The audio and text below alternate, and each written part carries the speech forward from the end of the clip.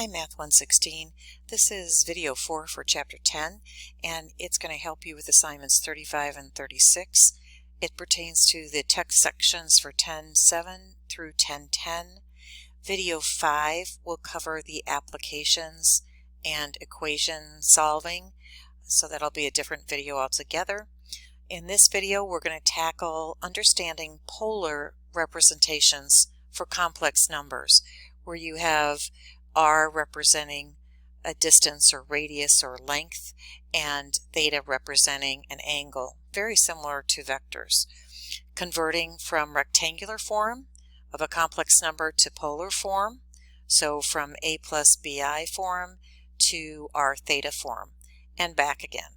And then arithmetic operations, add, subtract, multiply, and divide when in polar form. Okay, so we're going to work on converting from rectangular form of a complex number. Remember, we're dealing in the land of complex numbers now. And that's a plus bi to polar form. Why is a plus bi called rectangular form?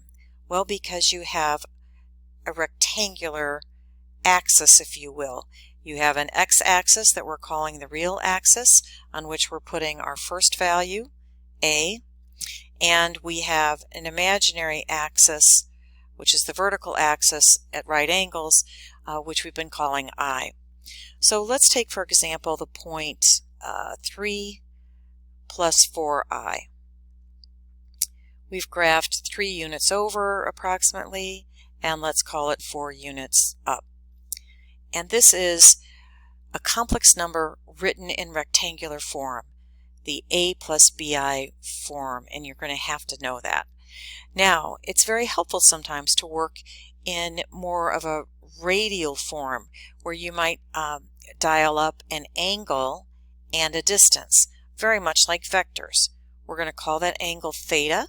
We're going to call that distance r, like radius, and this same destination, 3 plus 4i, could be written with the equivalent r value, magnitude, and theta value, angle. How do we find it? Well, let's start by dropping our perpendicular and remembering a few things from when we worked with vectors. When we previously worked with vectors, we knew that this vertical distance was called y, this horizontal distance was called x, and we knew that x squared plus y squared equals r squared from the Pythagorean theorem. X squared plus y squared equals r squared from the Pythagorean theorem.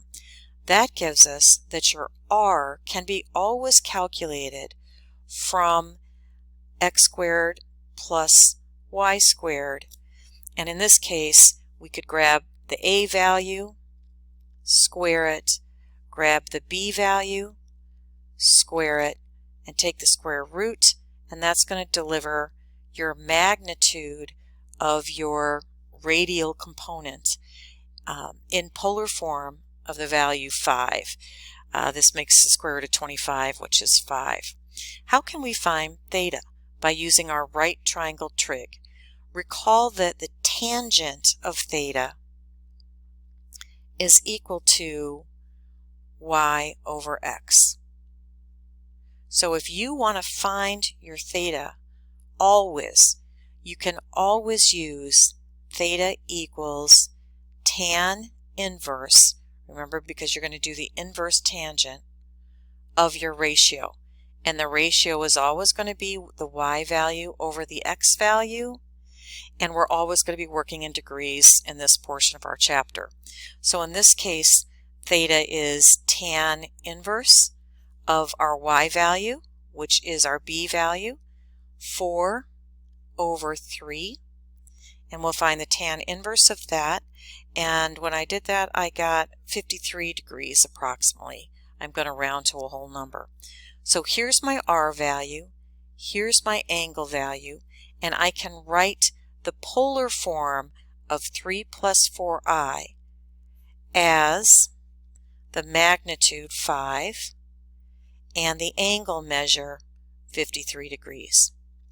Now our textbook actually shows it as a 5 with this big long angle and 53 degrees. Frankly, this is an old-fashioned kind of symbol, you'll actually see it and use it in your calculators, at least the Texas Instruments, as 5,53, and you must have that degree unit to signify that you're working in polar. So these are equivalent but just different forms of the same complex number. Now let me give you another example. I'm going to call it example 2, and I'm going to give you the value -2 minus 3j. This is the rectangular form.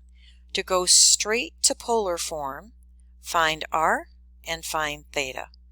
R is going to be the square root of -2 squared, the quantity -2 squared, plus the quantity of -3 squared. And when you throw that in your calculator, boom, you get 3.6 as your value for r. And then you're going to find your theta by taking the tangent inverse. And remember, you want the y value, -3. You need the negatives with the values over -2. Make sure you're in degree mode, and I got 56.3 degrees. So this can be written in polar form as 3.6 magnitude and the angle 56.3 degrees. And again, you could write it with a comma in between and write the polar coordinates this way, or you will see it in our book as written with this big long angle symbol. Now I have one more example that I want to show you, because the quadrant of the angle is very important. You want to make sure you end up in the correct quadrant. So let's take a look at the complex number -5 minus 6i. We know that when we graph -5 minus 6i, we end up in quadrant 3, somewhere down here. So this is -5 minus 6i when written in rectangular form. Now to find r, it's the same process. Plugging that into the Pythagorean theorem, I get 7.8 for r. Now when I take the tangent inverse, I want to be sure to throw in the negative signs. Don't discard them. They've got to be in your ratio. And in this case, this yields an angle of 50.2 degrees. But wait, we know 50.2 degrees is actually in quadrant 1, isn't it? We need an angle that's in quadrant 3. So this is where your reference angles are going to come back into play, and you're going to need to add 180 degrees to the 50.2 to end up in quadrant 3. So your actual theta that you want, I'm going to call that a reference angle with theta prime. The actual theta that you want is going to be 180 degrees plus 50.2 degrees, or 230 degrees. Let's just round it out. So again, the equivalent to this rectangular form of a complex number is going to be 7.8, 230 degrees. How do we go back the other direction, though, from polar form to rectangular form? So to go from polar form to rectangular form, you're going to be given the radius and the theta angle measure. I've quickly sketched it, and you'll see that the relationship for finding y and x is going to come from that right triangle. So recall that cosine of 40 degrees is going to be x over hypotenuse. So cosine of theta is always x over r, and sine of theta is always going to be your y value over your r. Let's solve each of those equations for x and for y, because those are the coordinates that we really want. Multiply both sides by r, and you end up with your x-coordinate can be found by taking r times cosine theta, and your y value can likewise be found by multiplying r times sine theta. Whoops, sine theta. So in this case, the x-coordinate is 15, the magnitude, times cosine of 40 degrees. The y value is 15 times sine of 40 degrees. Using my calculator, I find that x equals 11.5 and y equals 9.6. Well, what do I do with those? Remember, your goal is to get to rectangular form, a plus bi. Here's your a value, here's your b value. Take those two coordinates and write the rectangular form of that complex number as 11.5 plus 9.6 I or j, as the case may be. And you've now converted polar to rectangular. Be very careful. If you end up with a negative value, these values could be negative.